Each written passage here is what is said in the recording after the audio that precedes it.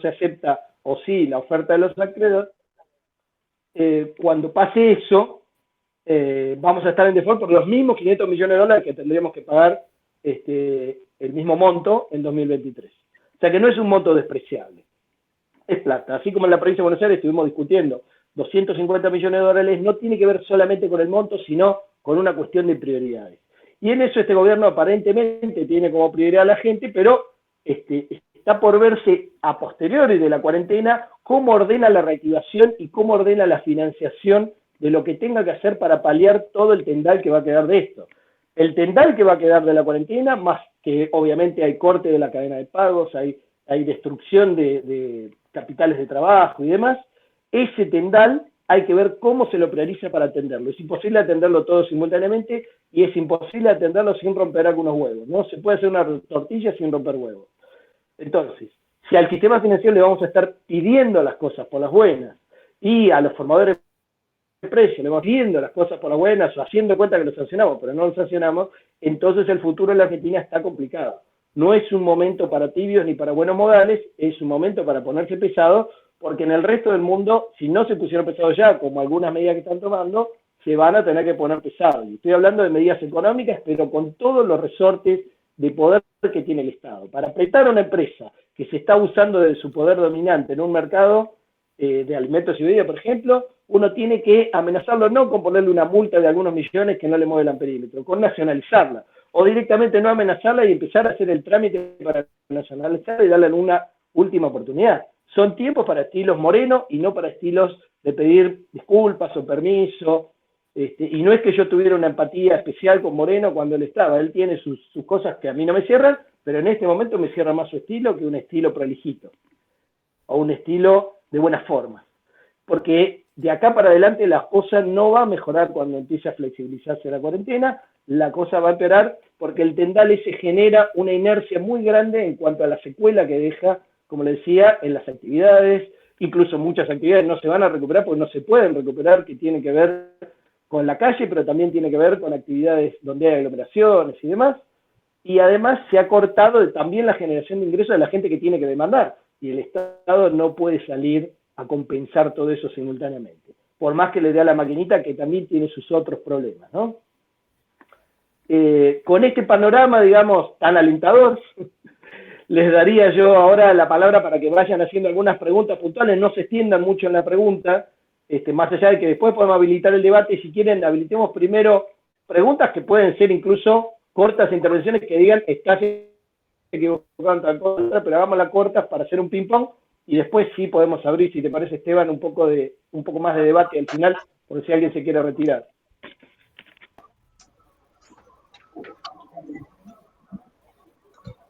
Por ahora veía una manito ahí de una compañera que está con vestida de gris. No, estaba apagado el micrófono.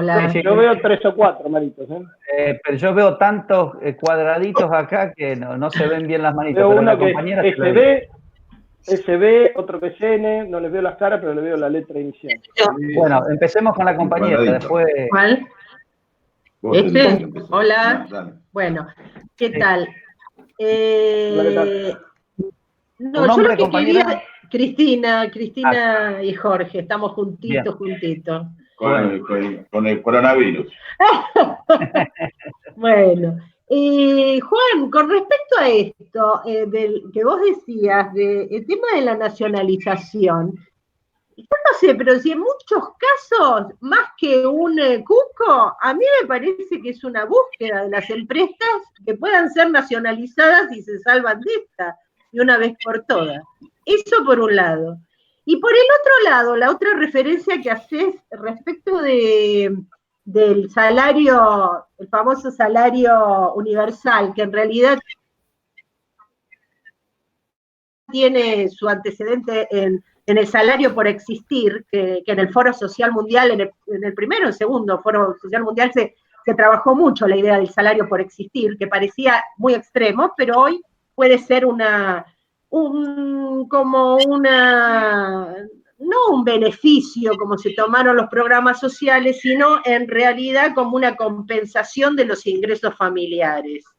Visto de ese modo, quizás deja de tener el halo de subvencionar y puede pasar a ser realmente una compensación de salario, ¿no? Esas dos cuestiones. Perfecto, bueno, acuérdate de mutearte ahora, así, porque se escuchan algunos ruidos. Los dos son temas obviamente interesantes. Me dejas el pie para recordar el tema de Vicentín. A mí me entrevistaron varias veces por el tema de Vicentín y la supuesta intención o no, deseo de nacionalizarlo. Como vos bien decís, hay que tener cuidado de qué empresas a propósito tratan de ser nacionalizadas para de algún modo hacerse de plata con una empresa que iba para atrás o que estaba en un marco que le iba a ser de alguna manera muy hostil o muy complicado, y entonces está tratando de que la nacionalice para quedarte con el muerto, digamos. Esto ha pasado con algunas aerolíneas menores que la Argentina nacionalizó y nunca sirvieron para nada más que para afrontar ese muerto, digamos, y seguramente va a haber casos de ese tipo, pero hay otras empresas que están relacionadas con alimentos, bebidas, con formación de precios muy básicos, que la nacionalización podría ser deseable, más allá de que después tenés que estar seguro de que la sabés gestionar bien, porque si no la sabés gestionar bien, también puede ser comprarte un problema grave y a los consumidores tampoco los ayudás. Entonces hay que tener cuidado, pero yo no descartaría, por ejemplo, en el caso de algunos servicios públicos, renacionalizar esto, incluso en Argentina solamente, ni a mí que se me está ocurriendo, hay muchos lugares donde se está evaluando, digamos, lo que realmente es básico, y las empresas de alguna manera se comportan mal, porque no damos el servicio y al mismo tiempo te cobran una tarifa delirante, que es lo que dejó el macrismo. No siempre va a ser algo que es una excusa del otro para hacerse nacionalizar y dejarte muerto, y también hay que tener cuidado, como decía antes, de que vos cuando lo nacionalices estés en capacidad de administrarlo de una manera razonable y no que te lo boicoteen y quedes con algo que va a ser peor el remedio que la enfermedad. Por otro lado, lo que decís del ingreso mínimo universal, yo creo que está pensado, como lo decís vos, que es un complementar ingresos hasta un piso, que obviamente debería ser más que el salario mínimo, pero además es para todos, porque el salario mínimo obviamente cubre solo la formalidad, el informal no tiene ningún tipo de alcance del salario mínimo, más que referencia para ver cuánto lo están invocando o no, así que sería un complemento de salarios de incluso los que tienen trabajo, y pongámosle que en la Argentina fuera 50.000, cuando en realidad el salario mínimo hoy está en 17 más o menos. Entonces, obviamente es un complemento, pero lo que estaba diciendo no es que es malo en sí mismo el ingreso mínimo universal, sino que puede ser alguna cosa que impulsen muchos países que quieren seguir sin tocar ninguna cuestión de fondo, tanto en el financiamiento de los gobiernos como en el sistema financiero delirante internacional, y al no tocar eso, porque a todos le damos el ingreso mínimo universal y con esto los tengo más o menos tranquilos, lo que haces es perder la oportunidad en este momento, que para mí va a ser un momento bastante complicado desde el punto de vista de la cantidad de medidas que hay que tomar simultáneamente, pero al mismo tiempo un buen momento para tomar medidas que hace 3 meses o 5 meses eran impensables. O sea, medidas fuertes de fondo que incluso incluyen cuestiones internacionales. Si no se arregla la cuestión internacional del funcionamiento parasitario y delirante del sistema financiero y de las guaridas fiscales de los grandes bancos internacionales, más que no me imagino que se arregle de un día para el otro, pero empezar a discutirlo y empezar a discutir el financiamiento de los estados a nivel internacional, con algo que tenga puesto sobre la mesa. ¿Cómo es esto de que puede haber guaridas fiscales que todos respetamos como si fueran un país, que es una islita con 5 gatos, que además hay un gato que se lleva toda la comisión por hacer de cuenta que pasó el dinero y 4 que se mueren de hambre igual que en todos los demás lugares? O sea que no es que en las Islas Caimán todos viven bien gracias al mundo. Entonces, esto es una entelequia, es un delirio, y hay que de alguna manera empezar a discutirlo abiertamente. Todo lo que se hizo del 2008 para acá fue hacer de cuenta que se iba a discutir y que se le iba a poner el cascabel al gato y que íbamos a reventar a las guaridas, y lo que hicieron en realidad es perfeccionar algunas y otras sacárselas del medio como intermediarios. Y entonces ahora Londres y Wall Street, pero sobre todo Wall Street, dice, sí, la guita está acá, ¿y qué te importa? ¿Qué me venís a joder? Es así, es la actitud actual en la cual ya no necesitan encubrirse a través de las guaridas fiscales. Pasó a ser algo donde la guita es nuestra y no nos jodan. Antes por lo menos guardaban las formas. Entonces no destruyeron la guarida, sino que se sacaron algunas medias caras e ineficientes encima, le hace Panamá con los Panama Papers, pero no se tocó eso. Y eso es un lugar, todo ese sistema, digamos, financiero desquiciado, que genera vaciamiento de los estados y por lo tanto vaciamiento de las políticas sociales, desmantelamiento del estado de bienestar y de alguna manera un forzamiento de los estados de tomar deuda. Y ahí se genera todo un círculo en el cual estás cada vez peor, ¿no? Bien, siguen Norma, Fernando y creo que es Agustina, porque lo único que veo es la letra A, posiblemente, y hay un compañero acá abajo, EL me figura nada más porque tiene la cámara apagada, pero vayamos con Norma, Fernando, Norma y Fernando. Bueno, mientras tanto vamos resolviendo las otras. Anotame. Y después, bueno, está Moro también. Y Esther también. Y Esther también. Moro y Esther. Te escucho. Bueno, Juan, yo soy Norma y un gusto conocerte. Y la pregunta mía es puntual. ¿Cómo crees vos que se le puede poner un freno a la gran especulación que genera el circuito del contado con liqui? Es decir, como sabemos todos, más o menos sabemos cómo opera. Compro en pesos un bono que después lo vendo en Nueva York, me hago de los dólares, eso lo hacen las megas empresas, ¿no? ¿Y qué pasa? ¿Cuál es el peligro? El peligro es que después esos bonos caen en manos de los fondos buitres, por ejemplo, y después en un momento pretenden cobrarlos y eso genera desequilibrios inclusive en las reservas de nuestro Banco Central. Entonces yo me pregunto, porque ayer justamente estaban hablando en el programa de Pablo Dugan de esta operatoria, y que es necesario ponerle un límite, porque por los peligros que todo esto genera, ¿no? Que nosotros ya sabemos. Que hasta en un punto es, desde mi punto de vista, si bien parece una operatoria legal, no lo sería tanto, porque después son esos bonos que se intentan cobrar del Estado Nacional y, bueno, producen los grandes desequilibrios que ya conocemos. ¿Qué mecanismo pensás vos que puede ponerle un freno a eso? Bueno, acá el problema no es el mecanismo. El mecanismo, digamos, siempre hay posibilidades de bloquear esa operatoria. De hecho, en algún momento, en la época que estaba el gobierno de Cristina y con Moreno estuvo encima de esa operatoria y la limitaron. La forma más fácil de limitarla es generar que entre que vos comprás eso en pesos y lo mandás al exterior y te haces de los dólares afuera o acá, generar un tiempo mínimo en el cual lo tengas que tener a ese bono.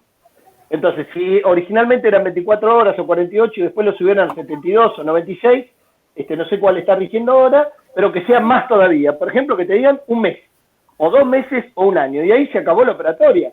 Porque ¿quién puede jugar con la inestabilidad del tipo de cambio teniendo estacionado su transacción por un mes, 2 meses, o lo que sea? Obviamente que ese es el problema, digamos. El problema es que esto tiene que tener un plazo corto, y ese plazo corto, ¿por qué no lo están tocando? Porque es una decisión política que te enfrenta a los pesados. Y los pesados te van a decir, no, esto es legal, ¿por qué lo estarías limitando? La libertad de movimiento de las acciones, los bonos. Eso por un lado. Y por otro lado, ¿qué le preocupa al gobierno? Si vos limitás esta demanda artificial que tienen hoy los bonos, lo más probable es que si los bonos no se pueden usar más para contado con liqui, y las acciones también, obviamente, pero sobre todo se usan los bonos porque tienen una estabilidad más grande en los precios, va a caer el precio de los bonos y por lo tanto va a subir el riesgo país.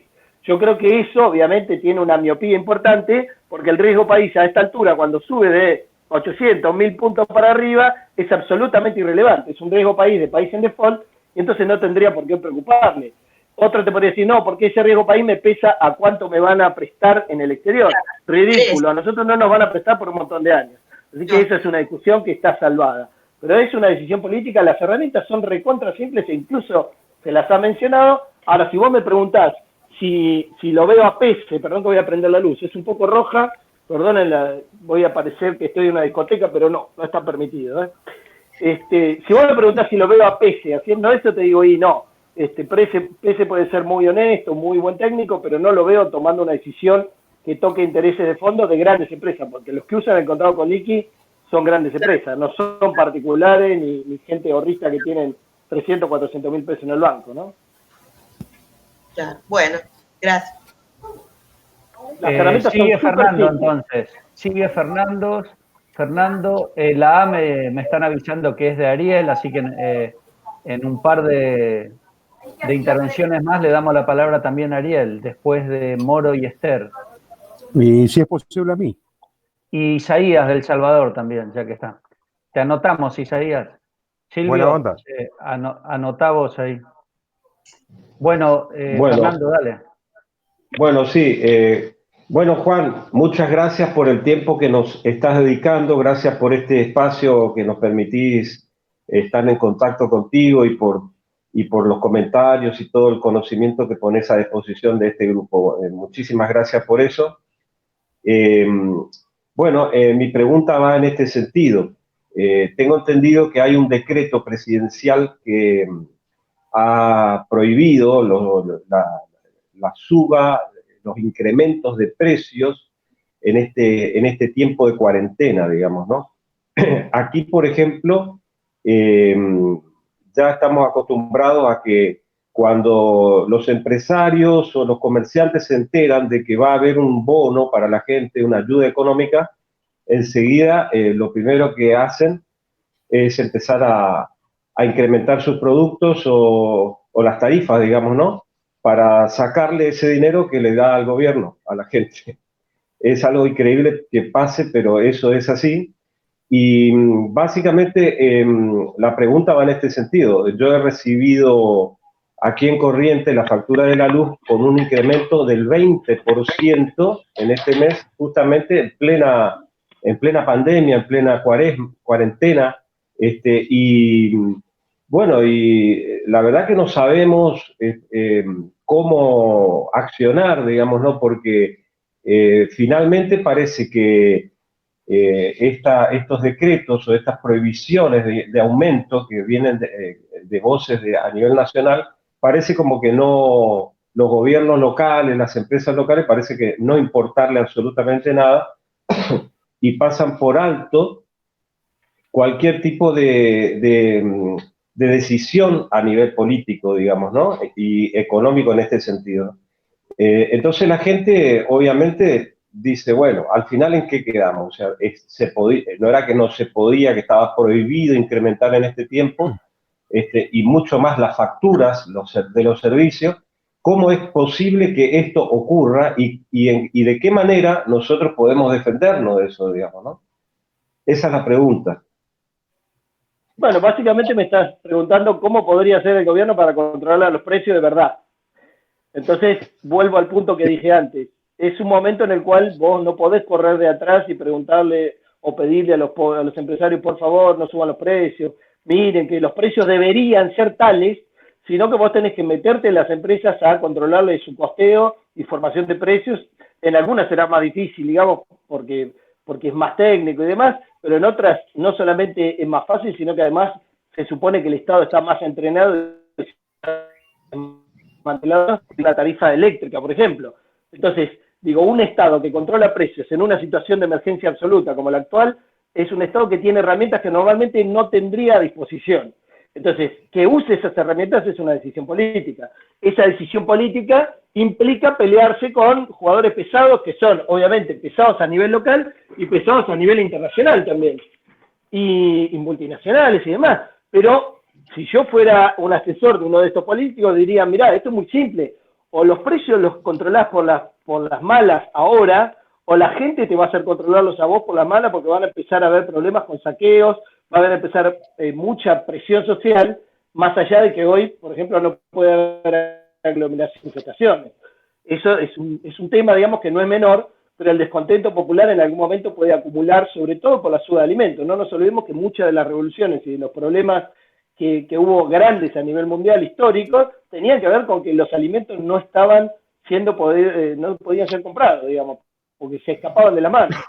Hubo una parte muy importante de esto en la primavera árabe más allá de las operaciones y demás, en la Revolución Francesa y demás. Entonces digo, que los que forman precios por oligopolio, monopolio, por la razón que sea, por cárteles, se aprovechen para aumentar los precios no necesitan ni siquiera excusas. Siempre van a cobrar lo máximo que puedan en cada momento y lo van testeando.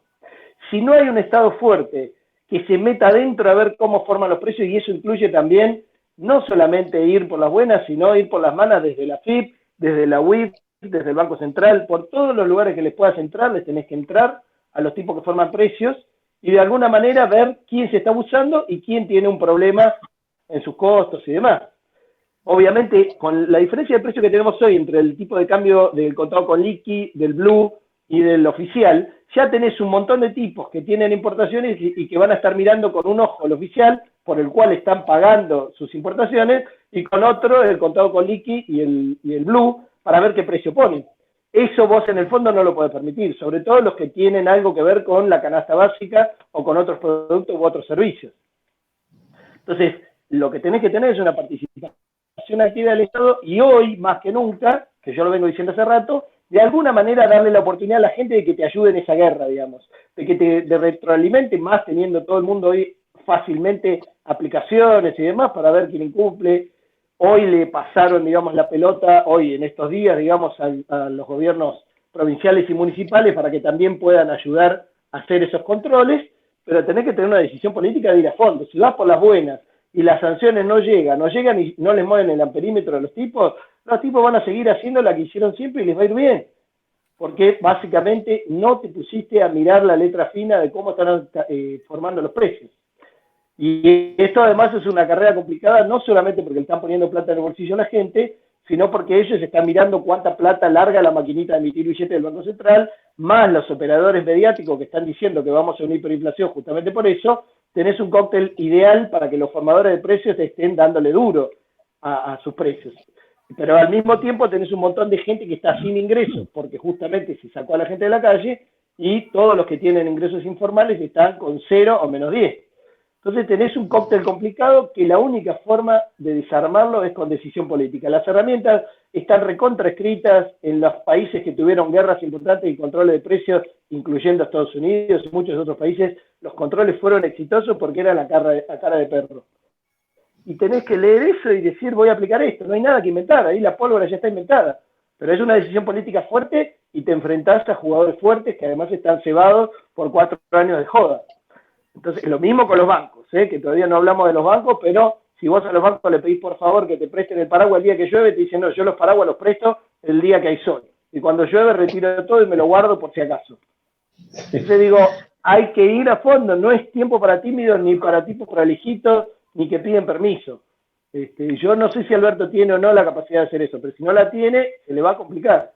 Esa es la sensación que tengo, y ojo, estas preguntas están abiertas también a decir a alguien, en tal cosa te estás equivocando, por tal y tal cosa, estoy absolutamente abierto, y ojalá que alguien lo diga con gusto, lo escucho. Gracias. Por favor, un placer. Bien, Moro, Esther y Ariel. Estaba EL también. Seguía. Sí, ahora no sigo. Y también hay un compañero por acá que levantó la mano recién. El compañero de anteojos con musculosa, digamos. ¿Cómo se llama? ¿Nos podés enviar por el chat, compañero, tu nombre y te anotamos?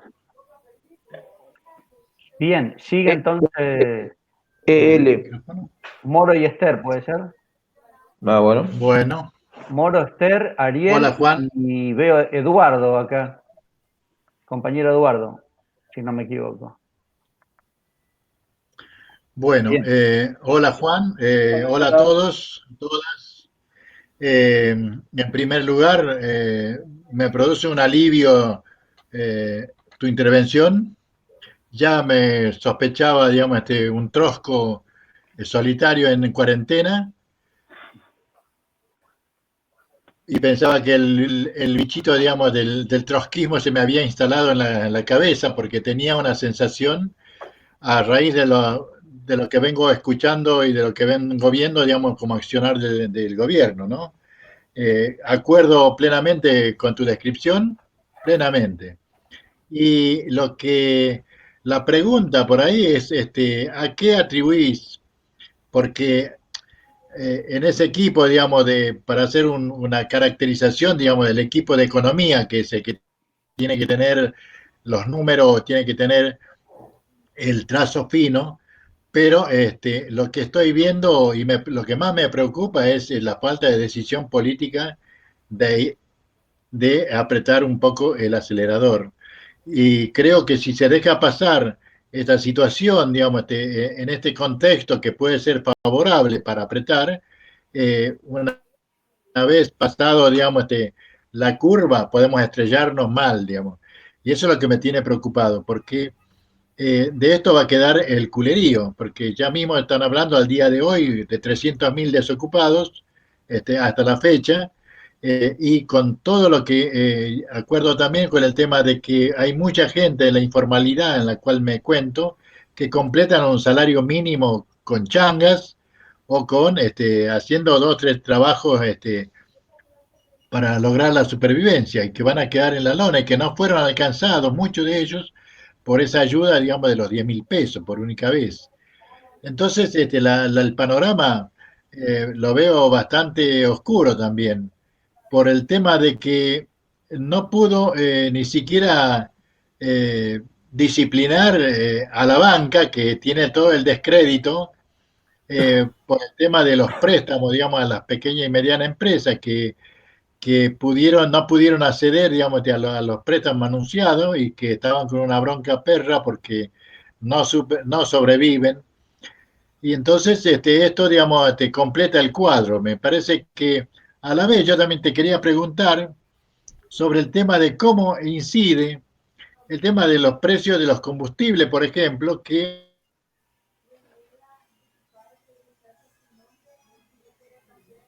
Se cortó, El precio de los combustibles se escuchó hasta ahí nomás. ¿Vos me escuchás, Esteban? Hola. Sí, yo te escucho, Juan. Ok. Se yo cortó, también. sí. No sé si Moro, escucha, ¿estás Juan. escuchando? Se cortó lo tuyo, ¿eh? Pero bueno, hasta ahí tenés una pregunta. Ahí está. Ahí. no escuchaste, Juan. No escuché lo de los combustibles.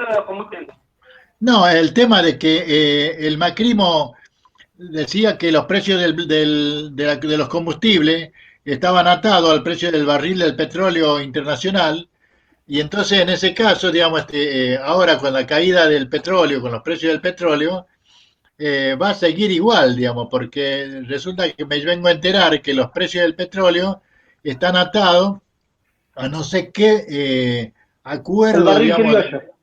del norte, digamos, que lo mantienen, digamos, a un precio de $40, digamos, como mínimo. Con lo cual, digamos, seguimos al horno. Bueno, esas eran mis dudas y por otro lado, digamos, manifestar mi acuerdo, digamos, con tu exposición, digamos, ya me parecía un trosco solitario. Bueno, te empiezo por lo del Ahí petróleo. parecés con esa luz un DJ, ¿viste? Con los temas del petróleo, en el caso de la Argentina, digamos, cada vez que sube el petróleo, todas las petroleras piden que suban los combustibles y cuando baja el petróleo piden un piso que es el barril de petróleo criollo, que es cuánto el gobierno de alguna manera toma como referencia para sobre todo para pagarle a las provincias las regalías, vamos a hablar en criollo, digamos, y entonces decir que ese barril de petróleo que tiene en cuenta el tema de los precios de los combustibles y al mismo tiempo de las regalías que se pagan a las provincias, tirarlo para abajo le trae un problema político con los gobernadores que reciben un montón de guita, las provincias petroleras, obviamente, de las regalías. Hoy el barril criollo creo que está en $45 y el barril está rondando los 20, 25, depende cuál sea y de qué tipo de referencia se tome. Ahora, si vos me preguntás si este precio del petróleo vino para quedarse por los próximos 5 años, y yo no me lo imagino. Es una guerra y la guerra en algún momento se va a acomodar y el petróleo no puede estar regalado. Puede durar un tiempo, ojo, un año o algo así, porque es una guerra pesada y por ahí Estados Unidos va a necesitar generar una guerra de verdad para hacer subir el petróleo y que sea viable el fracking que ellos están haciendo para hacer autoabastecimiento, que no es ni más ni menos que sacarle petróleo a las piedras, ¿no? Por eso nuestra vaca muerta por ahora, que ese es un problema nuestro derivado de esta guerra, nuestra vaca muerta está más muerta que nunca, por lo menos está recontra frisada. porque con un barril como este, el fracking o sacarle petróleo a las piedras es absolutamente inviable económicamente. Para que sea viable tiene que estar arriba de $50 como mínimo, y para que estén cómodos 70. O sea que por ahora tenemos ese problema de que Vaca Muerta está frisada o muerta. Eso también le corre de alguna manera para Estados Unidos, por eso Estados Unidos está dándole guita a sus empresas relacionadas con el fracking, porque es una cuestión estratégica para ellos tener el autoabastecimiento generado por eso. ¿Por qué no bajan los combustibles? Primero, por lo que te dije de las regalías, que las provincias dependen de eso. Segundo, porque gran parte del precio del combustible en el surtidor tiene que ver con impuestos internos y con impuestos nacionales, e incluso en algunos casos también provinciales, así que bajarlo implicaría también resignar recursos, y al mismo tiempo porque esperan que en algún momento esto se acomode, entonces no quieren bajarlo ahora y que después vuelva a subir y además haga un salto más grande. Cosa que no todos los países hacen, porque obviamente hay países donde baja y sube. El caso de Brasil está bajando el combustible y se espera que baje más, lo que pasa es que también tenés el tema del tipo de cambio, ¿no? Y respecto de las medidas, coincido con vos en que el momento para tomarlas es ahora, cuando el presidente tiene intacta su imagen altísima, más allá de los torpedos que le metieron, los errores de Vanoli y de Pese con el tema de las filas en los bancos, de los viejos y pobres haciendo fila desde la madrugada, y todo eso fue realmente un golpe duro, porque desde el punto de vista mediático se aprovechó muchísimo, y fue un error claramente de logística, de estrategia y de entendimiento de cómo funciona la gente, sobre todo. Y yo creo que este gabinete es un gabinete que se puso para una situación que es muy distinta a la actual. Era una situación complicada para la Argentina, había que negociar la deuda, había que ver cómo se repartían las cargas con las paritarias entre los trabajadores y las empresas, había que ver qué se hacía con las tarifas públicas y demás, pero este escenario es totalmente diferente y mucho más grave. Necesitas un equipo que no puede ser ni prolijito, ni que dé credibilidad afuera, ni nada de eso. Tiene que ser un equipo para una emergencia grave que tome decisiones fuertes y de fondo. Y con esto, yo a veces también me siento más trosco, pero tengo amigos peronistas que piensan exactamente igual que yo. Muchos amigos peronistas piensan más así, que decir, no, hagamos las cosas prolijas, no toquemos intereses importantes, no rompamos huevos. Entonces digo, yo creo que es un momento en el cual o se toman las decisiones por las malas, ahora, desde el punto de vista político, vamos a tener unos problemas graves que van a hacer que esas decisiones se tengan que tomar, pero tarde y con un respaldo social mucho más bajo y mucho más limado por lo mediático. Entonces digo, eso sería el peor escenario, en el cual se tomen dentro de 4 o 5 meses, porque no hay más remedio y un estallido social está ya ocurriendo, que cuando se toman ahora y sean preventivas, y bueno, haya que pagar el costo político, pero haya gente apoyando, ¿no? Esteban, seguimos. Bien, ya les digo. Bueno, estaba Esther, y después creo que está John, Ariel, sí. y tal vez después Jonathan, si no estoy secuenciando mal. Pero bueno, y está Isaías también, pero seguimos con Esther ahora. Antes de Jonathan estaba buenas tardes a todos y a todas. Buenas tardes a todos. Muchas gracias, Juan, por tu tiempo. Lo que quería preguntar era la necesidad de acatar los mandatos de la OMS. Primero, sabiendo que está funcionando como una empresa privada en este momento, tomando en cuenta que su financiamiento es nada más que en un 20% por parte de los estados y un 80% privado. Y entonces, obviamente, un empresario como Bill Gates aparece como una figura dominante, como una especie de rey del mundo. Después, por otro lado, quería saber si los documentos que firma el gobierno cuando renegocia la deuda con los acreedores son públicos.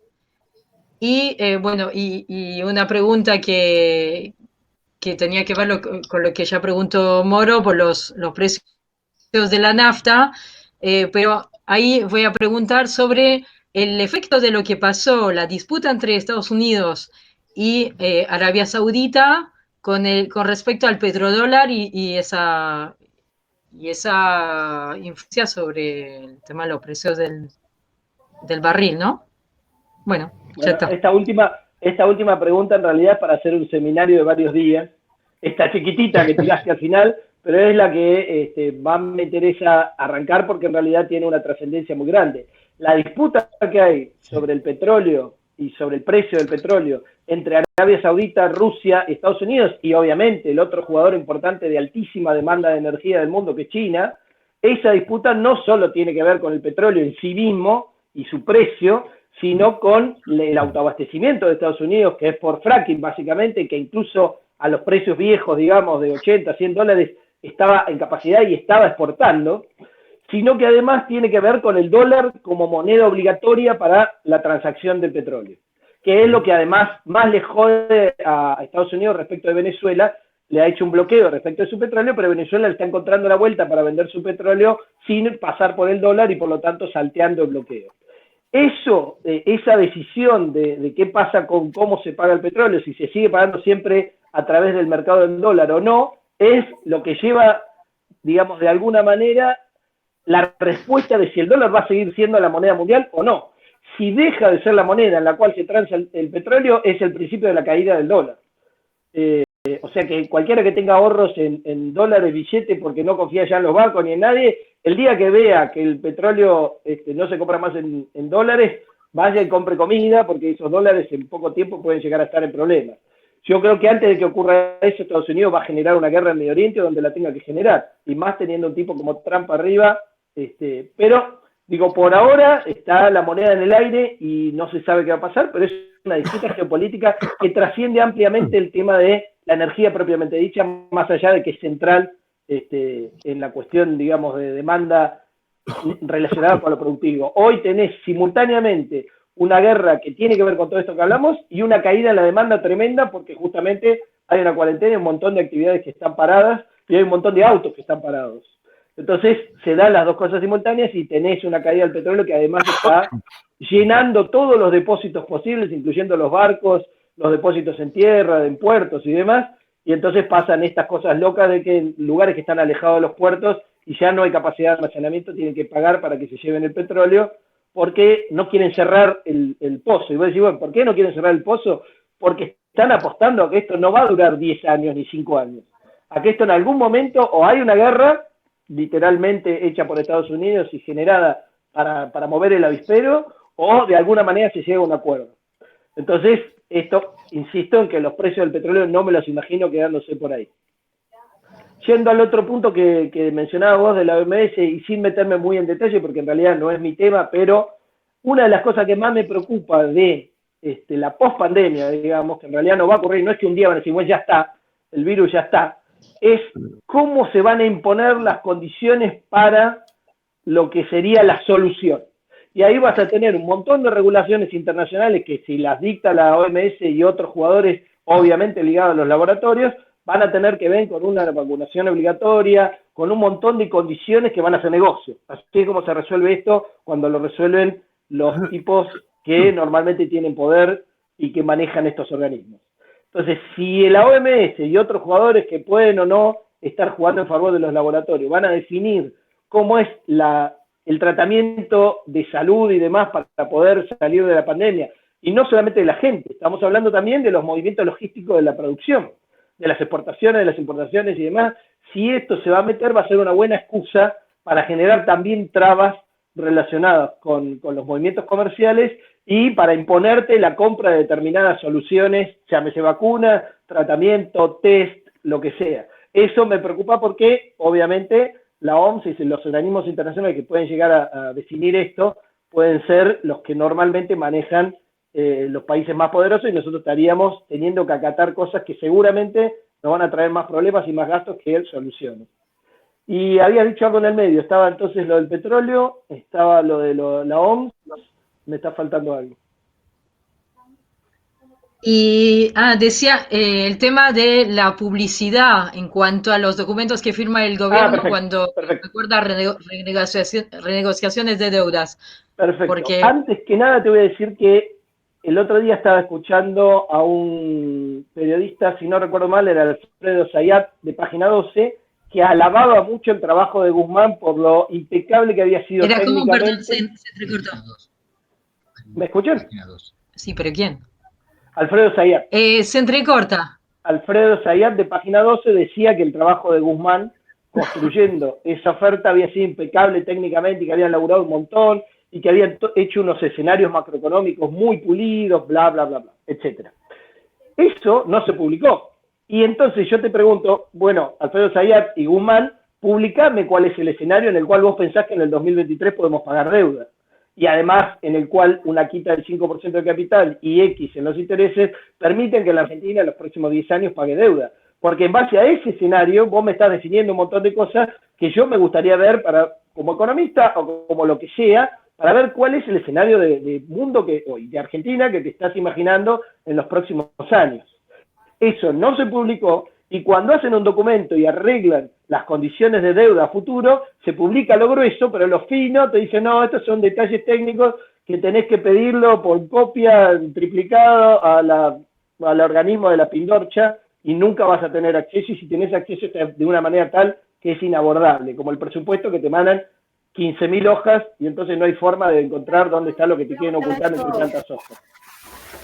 Entonces, digo, hay que tener cuidado también con cómo se construyó el escenario en base al cual se supone que podemos llegar a pagar eso que sería la oferta de renegociación, y al mismo tiempo, cuando renegocien, porque se supone que va a haber algún tipo de negociación y una letra chica para llevar esto al detalle. Canje de deuda por territorio, por ejemplo. No, eso no me lo imagino, eso es lo que hubiera hecho Macri.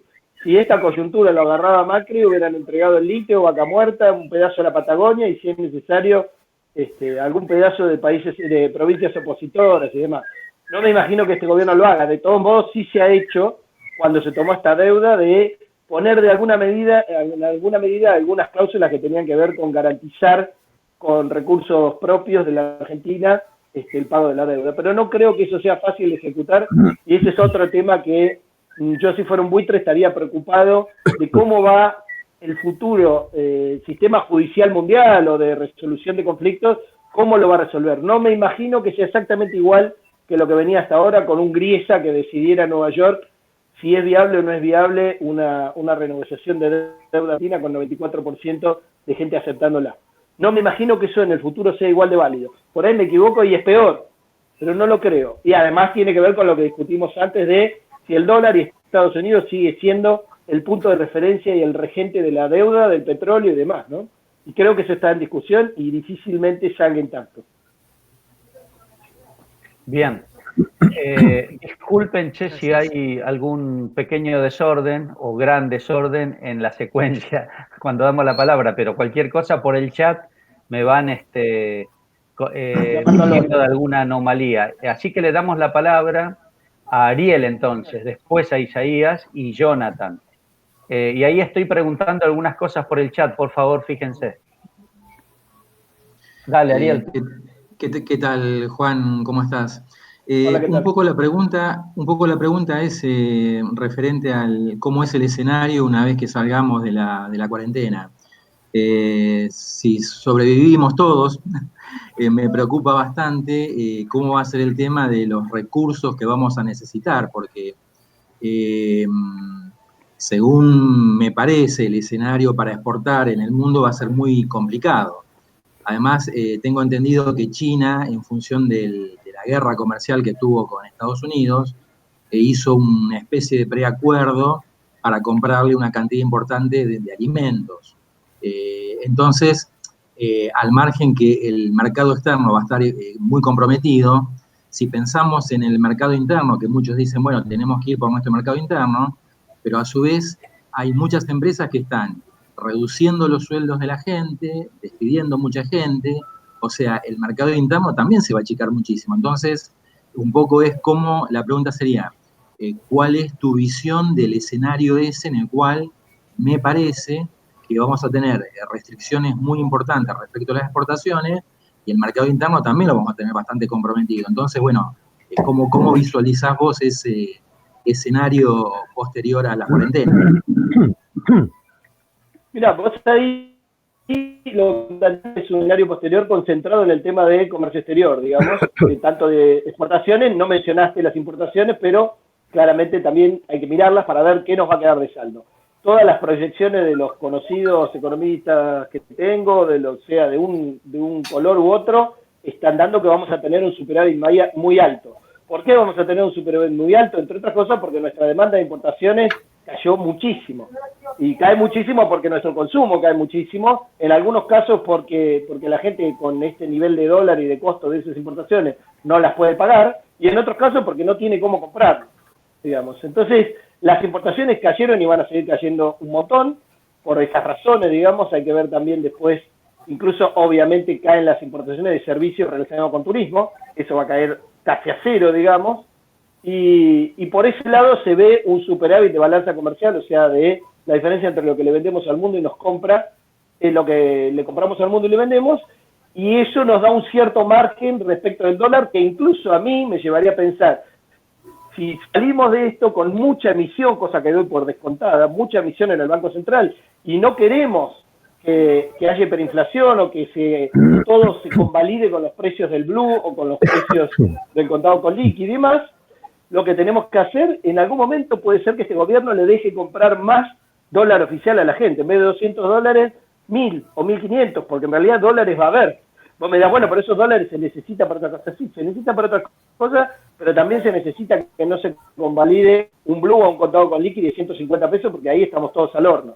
Entonces, si vos salís a contenerlo de alguna manera, vendiéndole un poco más y quitándole ansiedad a la gente, una jugada maestra que te cueste muy pocos cientos de millones de dólares o miles, cuando entrando. Porque además, esto que decías vos, de que China de alguna manera cerró una especie de preferencia en las compras a Estados Unidos y demás, que además hay que ver si se sostiene, porque eso es una puja permanente, eso no quiere decir que la producción anual de proteínas vegetales, que básicamente eso es lo que exportamos nosotros, no es como dicen muchos, que exportamos alimentos. Nosotros exportamos proteínas vegetales y un poquito de proteínas animales, que con lo que exportamos de carne, que no mueve la balanza ni el amperímetro de nadie. O sea que la carne la dejo en un costado.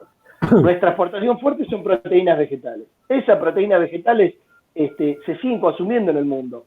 Y no va a bajar la demanda porque China le compre más a Estados Unidos. Simplemente los que antes le compraban a Estados Unidos, ahora una parte nos van a comprar a nosotros. O los de Estados Unidos nos van a comprar a nosotros, entre comillas, digo, ¿no? A la Argentina o a los productores y exportadores argentinos. Algunos estadounidenses puede ser que incluso le compren a Argentina para intermediar y venderle a los chinos. Pero eso no quiere decir que nosotros no vamos a poder vender nuestra producción, porque nadie se imagina ni que muera el 10% de la población mundial por esta pandemia, y por lo tanto baje el consumo de alimentos, ni que baje el poder adquisitivo del mundo tanto como para que el mundo deje de consumir alimentos básicos sustancialmente. Hay alguien que está tosiendo ahí, hay que mutearlo porque si no, los demás están escuchando la tos que... Bueno, entonces, yo no me preocuparía porque se derrumben los precios de las proteínas vegetales, o sea, de los cereales y las oleaginosas, ni porque como le compran a Estados Unidos no nos compre más a nosotros. Eso va a seguir, puede ser que se afecten los precios por algunas razones. Obviamente dentro de los precios, uno de los grandes componentes de los precios de los cereales tiene que ver con el costo de transporte, y el costo de transporte con un petróleo que bajó a la tercera parte, sin duda bajó, por ende el precio neto al productor no debería afectarse tanto, porque si baja, pero también baja el costo, el precio neto cambia tanto, y si no es porque los exportadores se están quedando con una tajada mayor. Exportadores con los cuales también el gobierno debería meterse en algún momento, y son jugadores recontra pesados, 4 o 5 en el mundo, y no es fácil, pero si no se mete con ese, tiene un lugar de la vaca lechera argentina donde están comiéndose a los productores y están comiéndose al fisco. Así que ese es un tema también que lo dejo ahí en el costadito para el estilo Moreno, que espero que llegue algún día. Y no necesariamente de la mano de Moreno. Entonces digo, esto por el lado de las exportaciones. Lo que sí me preocuparía, y me está preocupando mucho, es la bomba de tiempo que tenemos al norte. Y no estoy hablando de Estados Unidos, sino de Brasil. Porque Brasil es nuestro principal socio comercial. 1/3 de nuestro comercio exterior, incluyendo tienen que ver con Brasil. Y Brasil ha devaluado en los últimos meses 25-30%, depende, porque es fluctuante, allá no es como acá que siempre va para arriba, pero es una bomba de tiempo, porque ahí tenemos nuestro comercio exterior más importante. Entonces tenemos que mirar a Brasil muy de cerca, además, cómo quedan las consecuencias de la pandemia, desde el punto de vista social y demás, y cómo queden las consecuencias de la alianza de poder que hoy está crujiendo y que lo tiene al frente a Bolsonaro. No es casual que cuando el barco se está por hundir, las ratas salen y Moro acaba de renunciar. Y si hay una rata, digamos, creo que queda claro que Moro es una de ellas. Así que no es casual. Y un presidente que echa a su ministro de Salud en el medio de la pandemia, también es algo que llama a pensar que hay una bomba de tiempo ahí. Entonces digo, yo en el comercio exterior me preocupa muchísimo más Brasil que los precios de los cereales o el acuerdo de China para comprar cereales a Estados Unidos y demás. Bien. Y una cosa más.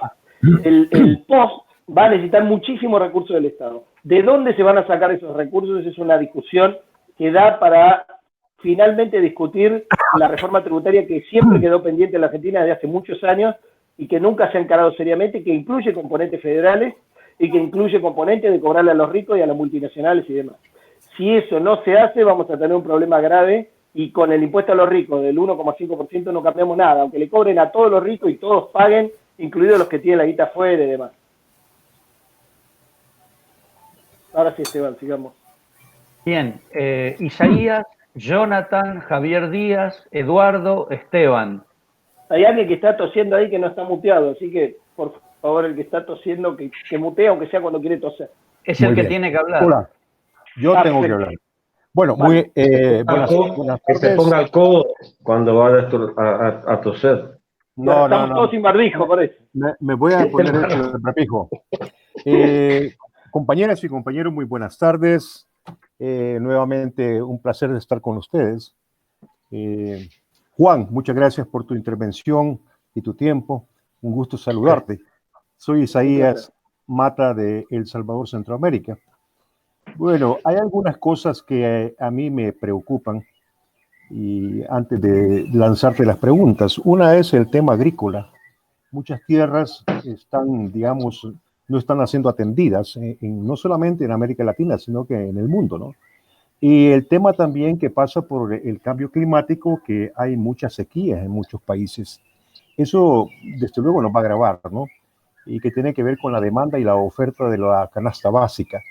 El otro tema que también lo hemos venido arrastrando es el tema de la política fiscal. Nosotros, bueno, no solamente El Salvador, sino que muchos países, la gran mayoría, han tenido que hacer préstamos internacionales y eso, desde luego, endeuda más a los países. Y el otro tema que tiene que ver también con el tema económico y que se ha venido arrastrando y que para mí sigue siendo, para muchos sigue siendo una pequeña bomba de tiempo, es el tema de las pensiones y de las AFP. ¿Qué va a pasar? Entonces, mi pregunta es más bien, ¿cuál es tu valoración con respecto al tema de la política fiscal? Uno, el tema es de la agricultura y el otro tema es de las AFP y las pensiones. Bueno, el tema de la agricultura lo voy a dejar un poquito de costado porque me supera el hablar del cambio climático y el hablar de la cuestión de la agricultura, me supera mis conocimientos como para que lo hable adelante de tanta gente. En una charla mano a mano por ahí nos ponemos a intercambiar ideas, pero por ahora lo dejaría porque no sé si tengo tanto para aportar y mucho menos soluciones, sí preocupaciones, pero el tema fiscal obviamente ya estuvimos hablando desde el inicio y voy a hacer una especie de repaso de lo que hablamos y de lo que veo en ese sentido. Entonces, de la trampa, digamos, de endeudamiento, porque no hay aporte de los ricos y de las multinacionales y las grandes empresas a los fiscos, y eso lleva a que además los mismos que te evadieron y fugaron te hagan endeudarte, ya lo hablé antes, eso es un sistema perverso, pero que no es un accidente, no es un error del sistema, sino que forma parte del sistema perverso que tiene descontrol de lo financiero y que lleva a una concentración de la riqueza tremenda y al mismo tiempo un empobrecimiento de los estados que al mismo tiempo, y esto es muy importante desde el punto de vista mediático y desde el punto de vista político, en los fiscos cada vez más pescan en la pecera de las clases medias. Esto no estoy diciendo que lleve de la mano a lo que estuvieron haciendo tanta laraca en la Argentina, de que la Argentina tiene uno de los niveles de imposición más altos del mundo y la presión tributaria de la Argentina está entre los primeros del mundo y demás. Eso es mentira, pero la presión tributaria se mide en relación del total del producto. ¿Cuánto es tu recaudación en total del producto? Eso da un porcentaje. En el mundo, la Argentina está a 34 y era mentira que estamos entre los primeros. el Banco Mundial, que sabemos para qué trabaja y para qué trabaja, junto con una de las consultoras más grandes del mundo, que se encargan de ayudar a evadir, a eludir y a fugar a las grandes empresas, hicieron un informe donde efectivamente estábamos segundos, pero tenía que ver con la carga fiscal sobre las ganancias del segundo año de una empresa que recién se crea, y era un verso infernal. Ahí sí estábamos segundos, pero hecho que lo hicieron estos muchachos, no le doy la mayor trascendencia y me limito a lo otro que estábamos hablando, que es cuánto se recauda en referencia al PBI, en relación al PBI. Eso, que en la Argentina no es tan alto, que de hecho estamos atrás de Uruguay y de Brasil, y que estamos 34 en el mundo, eso es cierto que cada vez está más cargado sobre la clase media, porque los pobres o no tienen con qué pagar, y el fisco no los persigue, o están fuera del sistema y no hay cómo encontrarlos, y el fisco se concentra en los que están adentro del sistema, en los que están formalizados, en los que tienen acceso al sistema bancario, tienen sus propiedades registradas y demás. Y a los ricos no solamente no les cobra, sino que además muchas veces son los que ponen a la gente, los organismos de control, y entonces, y ni hablar de los bancos centrales, que hace rato que lo manejan los ricos y